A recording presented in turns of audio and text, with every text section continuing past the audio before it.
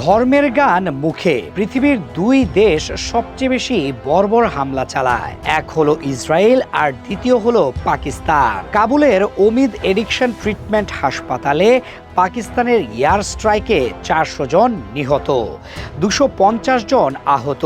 রমাদানের 28তম রাতে যখন মানুষ ইবাদতে মগ্ন, ঠিক তখনই আকাশ থেকে নেমে এলো মৃত্যু।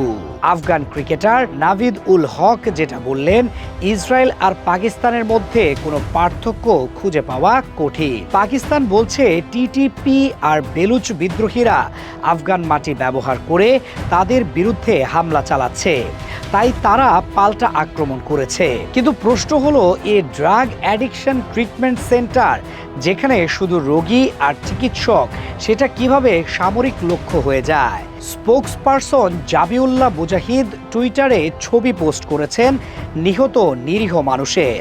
আফগানিস্তানের সাবেক প্রেসিডেন্ট হামিদ কারজাই সতর্ক করেছেন, এই হামলা চালিয়ে গেলে পরিস্থিতি আরও খারাপ হবে, পাকিস্তানের নিজেরই ক্ষতি হবে। এখন পরিস্থিতি দাঁড়িয়েছে এমন এক জায়গায় যেখানে দুই পক্ষই নিজেদের অবস্থানে অটল। পাকিস্তান বলছে তারা শুধু সন্ত্রাসীদের লক্ষ্য করছে, তালেবান বলছে এটা মানবতার বিরুদ্ধে অপরাধ। কিন্তু মাঠের বাস্তবতা হলো সাধারণ মানুষ মরছে।